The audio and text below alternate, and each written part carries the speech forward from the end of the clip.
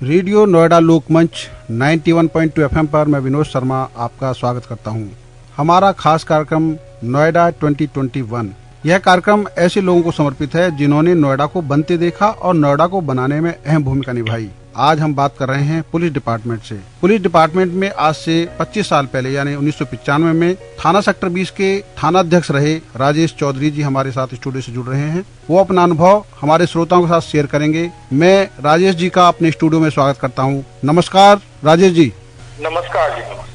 राजेश जी, आप जब नोएडा में 1995 में थाना सेक्टर 20 के SHO बनकर आए थे, उस समय आपने नोएडा का कैसा पुलिस स्ट्रक्चर देखा था? उस समय की स्थिति क्या थी? हमारे श्रोताओं के साथ शेयर कीजिए। नहीं, उस वक्त फोर्स बहुत कम था, जो आज की कंपैरिजन में जी 10% नहीं था। अधिकारी के नाम पे एक एडिशनल एसपी साहब थे, दीपक ज्योति गिल्डिया साहब, वो सबसे बड़े एडिशनल एसपी रैंक के अधिकारी यहाँ बैठते थे। और एक CO और बाकी जो है चार पांच पुलिस स्टेशन थे, वहाँ SHO पोस्ट थे। और इंडस्ट्रियल ग्रोथ उस जमाने में बिल्कुल पीक पे थी, सबसे ज्यादा ग्रोथ उसी जमाने में हुई है। इंडस्ट्री डेवलप हो रही थी, बहुत ज्यादा लेबर प्रॉब्लम, हर तरह की समस्याएं यहाँ थी। जी जी जी। साधन उसके हिसाब से नहीं थे, लेकिन फिर भी काफी हम सब लोग मेहनत करके जो है लॉ एंड ऑर्डर उस वक्त सही रहा, और लॉ एंड ऑर्डर की सही रहने की वजह से ही काफी इंडस्ट्रियल डेवलपमेंट उस जमाने में हुआ था। जी जी जी जी।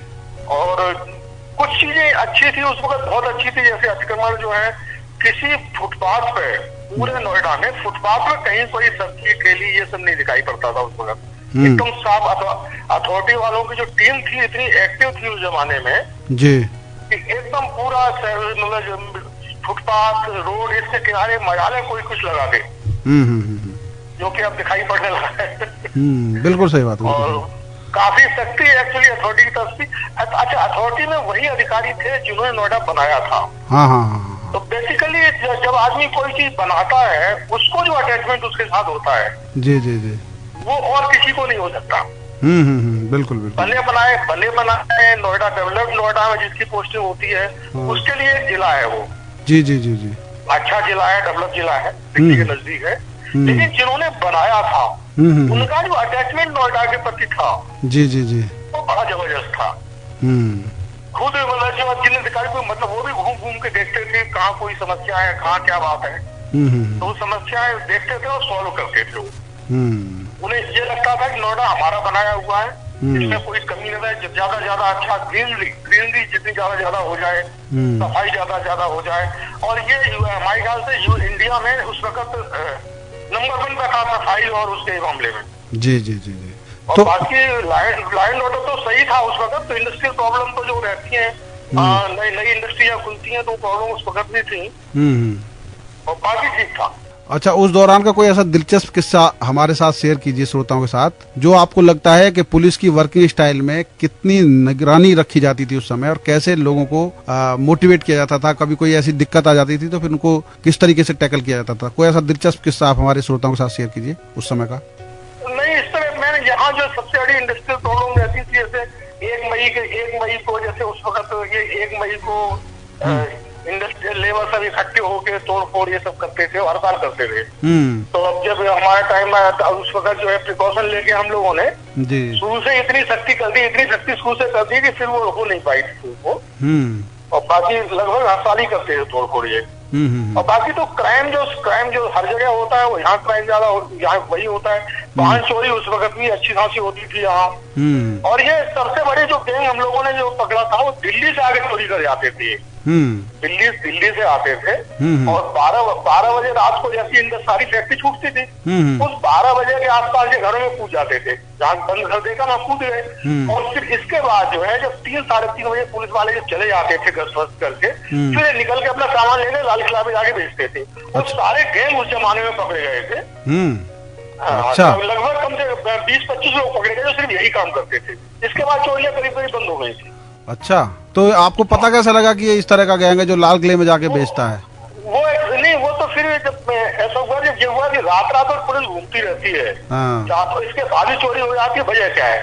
तो कोई चोर किसी को मिलता भी नहीं है। हम लोग भी घूमते थे, सारे सब इंस्पेक्टर घूमते थे, अधिकारी भी घूमते थे, तो चोरियां ज्यादा होती थी। अच्छा, यहाँ जब भी चोरी होती थी VIP होती थी तो वो प्रॉब्लम नेचुरल प्रॉब्लम होती थी वो, तो फिर ये हुआ कि ये जिसका मतलब 4 बजे के बाद ये लोग बाहर निकलते हैं। तो सारे कपड़े में 4-5 गाड़ियों में, 4-5 प्राइवेट गाड़ियों में और सादे कपड़े में पुलिस वाले बिठा के जिस दिन 3 बजे रात को निकले, उस दिन 5-6 गैंग तो एक ही दिन में पकड़े गए थे। अच्छा। और तभी से चोरियों पे एकदम बिग लग गया था यहाँ पे। तो उस समय जब आप थानाध्यक्ष थे तब इस समय सेक्टर 20 थाने का एरिया कितना बड़ा था और उस समय स्टाफ कितना रहा होगा? नहीं, स्टाफ तो उसमें करीब 100 के आसपास। एक्चुअली उस वक्त तो सेक्टर 20 थाने ही मेन थाना था यहाँ का। हाँ। तो सबसे ज्यादा जो रेजिडेंशियल एरिया भी सबसे ज्यादा सेक्टर 20 में था, इंडस्ट्री भी सबसे ज्यादा सेक्टर 20 में थी। हाँ। बाकी जो आपके जैसे 49 से वगैरह यहाँ तो खेत थे, उसमें खेती होती थी। बिल्कुल। 58 थाने के आसपास खेती होती थी, खेत थे यहाँ से। तो मेन उस वक्त सेक्टर 20 थाने ही था। तो मैक्सिमम यही रहता था, करीब 100 के आसपास सिपाही थे, 30 के आसपास इंस्पेक्टर थे। ये बात सही है। अच्छा, दूसरा ये बताइए, आप पुलिस में कैसे आए? आपके परिवार में कहाँ से आपकी स्टार्टिंग हुई है? और आप नहीं, असल में बीएससी करने के बाद फॉर्म ऐसी भर दिया था, नौकरी लग गई। अच्छा। तुरंत बीएससी करने नौकरी लग गई तो पुलिस में आ गए। बाकी हमारे परिवार में कोई पुलिस में नहीं है। अच्छा, तो पुलिस के यहाँ पे पुलिस का कार्यकाल में आपको ऐसी चुनौतियां कहाँ झेलनी पड़ी जहाँ पे लगता हो कि हाँ भाई, मतलब उसको अच्छा भी लगा हो वो सेवा, और कहीं ऐसा लगा हो कि ये कहाँ फंस गए? नहीं, सभी जगह चुनौतियां लगभग सभी जगह बराबर है। पर चुनौतियों का स्वरूप बदल जाता है। जी। अब जैसे नोएडा में लॉ एंड ऑर्डर की समस्या रहती है, चोरी और चपाई डकैती की समस्या ज्यादा रहती है, लेकिन यहाँ एक्चुअली पॉलिटिकल इंटरेस्टेंस नहीं के बराबर रहता है। हाँ। या हर मामले में इंटरफेरेंस नहीं होता था उस वक्त। अब कहीं समस्या नहीं तो पॉलिटिकल इंटरफेरेंस बहुत ज्यादा हो जाता है। तो हर जगह के अलग अलग फैक्टर हैं और अलग अलग समस्याएं हैं। तो चुनौतियां तो जहां आप स्वीकार करेंगे हर जगह आपको मिलेंगी। आप दादरी में भी 2-3 साल इंस्पेक्टर रहे हैं? 3 साल, 2000 से लेकर 2003 तक 3 साल इंस्पेक्टर दादरी रहे थे। बादलपुर थाना दादरी में आता था। हाँ। तो वहाँ की इंडस्ट्रियल एरिया है और बाहर रोड की प्रॉब्लम है। बसें जो है रोड भी चलती है, एक्सीडेंट की समस्या रहती है दादरी में। तो किस तरीके से आपने वहाँ पे दादरी को, तो माना जाता था जिस समय आप थे उस समय तो दादरी जीटी रोड जरा सी बात पे जाम हो जाता था? नहीं, जाम हो जाता था, लेकिन जब हम लोग जब हमारे तक लोगों को विश्वास बढ़ जाता है, फिर जाम की कोई समस्या। जाम एक्चुअली तब लगता है जब लोगों को पुलिस के प्रति विश्वास कम रहता है। और जितना कम विश्वास रहेगा उतने लोग एजिटेट होते हैं, उतने जाम लगाना, पथराव करना सब होता है। लेकिन जब विश्वास बढ़ जाता है, जब उन्हें लगता है कि ये सही करेंगे, तो 90% तो जाम और ये सब समस्या अपने आप खत्म हो जाती है। कभी नौबत नहीं आई कि हमारे पहुंचने के बाद 2 मिनट 3 मिनट से जाम लगा रहा हूँ। पहुंचने के बाद वो खोल ही देते थे।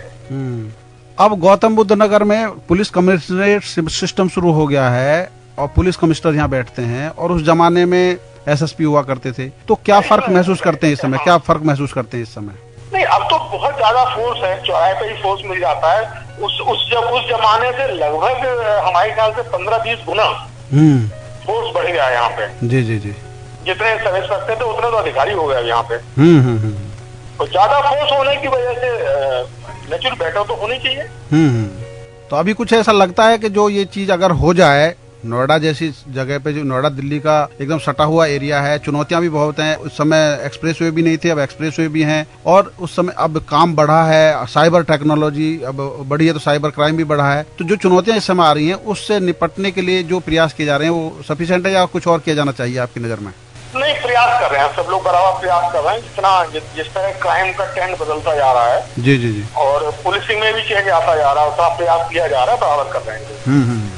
साइबर क्राइम वगैरह, क्योंकि आजकल सबसे ज्यादा साइबर क्राइम ही चल रहा है।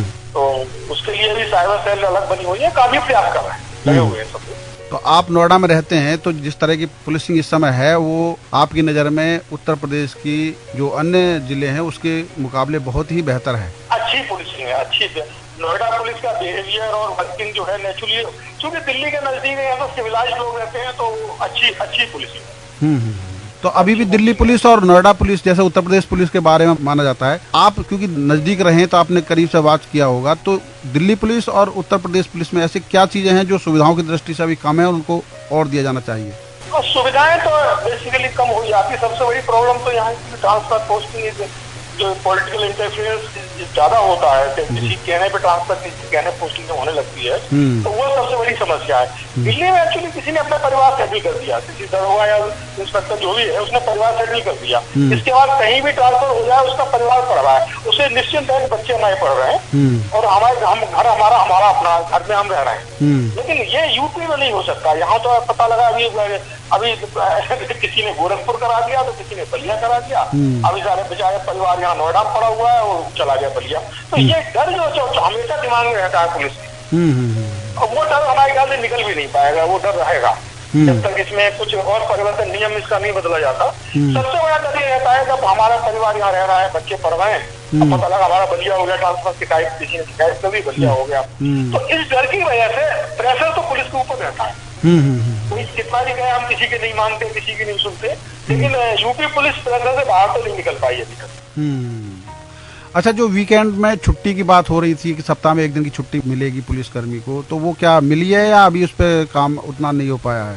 कहीं कहीं लोग दे रहे हैं, कहीं कहीं नहीं मिले, दोनों चीजें हैं। कहीं कहीं दे रहे हैं, कहीं कहीं नहीं मिल रही है। तो आपकी नजर में बेहतर क्या है, मतलब होना क्या चाहिए जो लोगों को? बिल्कुल छुट्टी एक दिन की होनी चाहिए, होनी चाहिए ना। एक दिन अपनी जिंदगी हो उसकी।